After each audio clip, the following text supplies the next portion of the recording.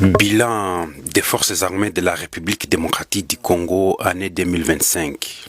Le 12 janvier 2025, l'armée congolaise fuit l'ennemi suite aux généraux qui étaient chargés des opérations prendre l'argent de la corruption. Ils sont donnés par Joseph Kabila, Paul Kagame, aux généraux haut gradés des forces armées de la République démocratique du Congo qui commandaient la guerre par téléphone et autres appareils de communication à partir de l'hôtel Serena et du Cap Kivu, hôtel dans lequel ils logeaient avec des concubines rwandaises à Goma, Nord Kivu. Le 20 janvier 2025, les FARDC patriotes à Sake se battent, mais trahis par leur chef, Peter Chirimwami Sikombe. Parmi les chefs qui étaient à Goma, Peter Chirimwami a succombé à cause de cette guerre. Il perd sa vie dans les attaques à Sake. FARDC fuit Sake sur ordre de Chiwewe qui communiquait avec Muhoozi. Muhoozi, vous êtes sans ignorer que Muhoozi est le fils de Museveni et Museveni qui est la source des guerres au Kivu, chez nous en République démocratique du Congo. Le 24 janvier 2025, Chiwewe, Philemon Yave, Gassita, Jonas Padiri, Pacifique Massunzu donnent le plan de guerre au Rwanda sur une somme de dollars américains et le Rwanda leur promet une haute fonction dans le gouvernement après la chute de Félix Tshisekedi. Ils offrent les Roumains qui gardaient la ville de Goma au renseignement rwandais. James Kabarebe s'en charge.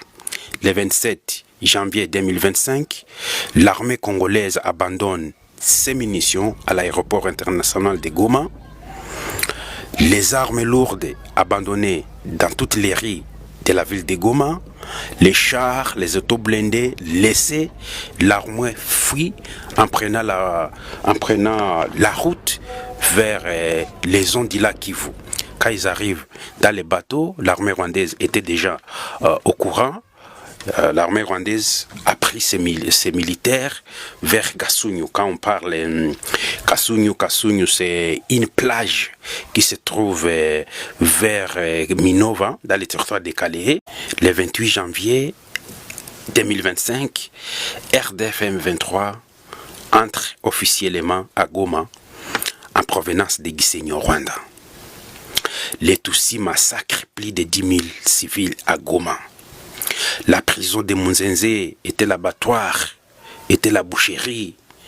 Goma pleure, les sangs et les corps sans vie étaient partout dans la ville de Goma. La population succombe. Même scénario, FARDC fuit à Bukavu et s'installe à Uvira. Alors, on ne comprenait pas leur stratégie. Cette stratégie de fuir, l'armée n'attaquait pas. L'armée n'arrive pas à attaquer. Massunzu joue à l'intelligence. Il ordonne l'armée aérienne de la République démocratique du Congo de bombarder. Mais, après avoir informé l'ennemi que l'avion va venir les bombarder, et quand l'avion bombarde, zéro résultat, parce que Massunzu avait déjà informé l'ennemi et l'ennemi, vous êtes sans ignorer, ce sont des Tutsis, sa tribu. Alors, Kalehe, Katana, Kavumu, Bukavu étaient directement donnés au Rwanda par Pacifique Massunzu.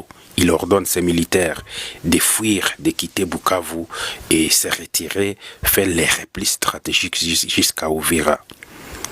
On y envoie Chiviri, quand ils arrivent à Uvira, on y envoie Chiviri, même chose, il prend son enveloppe et il vend Uvira aux militaires Tutsis rwandais. Voilà, mesdemoiselles et messieurs, c'est sans le bilan de l'armée congolaise au Kivu. Aucun résultat, l'armée rwandaise prenait des villages, des villes, conquête sur conquête. Qu'est-ce que l'armée congolaise faisait? Des replis stratégiques, C'est ce qui se passe au Kivu tout au long de l'année 2025. Les gens viennent de mourir, massacrés partout. Quand les Tutsis occupent une ville, les Tutsis vont faire de leurs miens pour massacrer toute la population.